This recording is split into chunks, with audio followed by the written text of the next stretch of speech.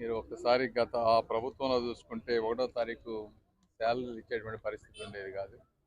అలాంటిది ఈరోజు రాష్ట్రంలో విపరీతమైనటువంటి ఆర్థిక భారం ఉన్నా కూడా భారతదేశంలో ఎక్కడా లేని విధంగా, అదే కొద్దిగా గ్యాప్ కాదు, వేరే ప్రాంతాల్లో గ్యాప్ అంటే ఒక్కోసారి 3,000 3,500 ఇచ్చి మనం 4,000, వేరే దగ్గర గ్యాప్ అనేది చాలా రాష్ట్రాల్లో 1,500 లోపు ఉంటుంది పెన్షన్.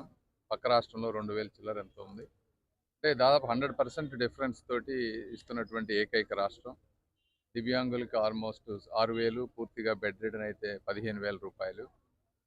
సో ఈ విధంగా అవసరమైన వాళ్ళందరికీ సంక్షేమం ఇస్తా ఉన్నారు.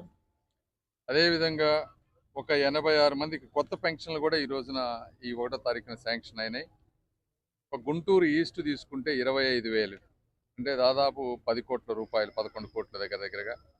గుంటూరు వెస్ట్లో 20,000, అంటే దాదాపు 9 కోట్లు. ప్రతిపాడు రూరల్లో 11,000, దాదాపు 5 కోట్లు.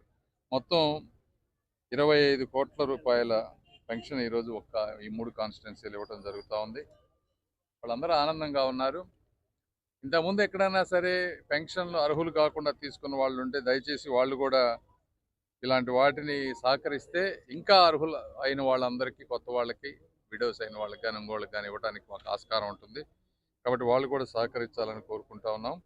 ఏదైనప్పటికీ ఈ విధంగా సంక్షేమాన్ని, అభివృద్ధిని రెండిటిని కూడా సమపాళలో చేసుకుంటూ బ్యాలెన్స్డ్ వేలో వెళుతున్నటువంటి అతి తక్కువ ప్రభుత్వాలలో దేశంలో ఇక్కడ ఉన్నటువంటి ఎన్డీఏ కూటమి ప్రభుత్వం తెలియజేసుకుంటా ఉన్నాను. Thank you.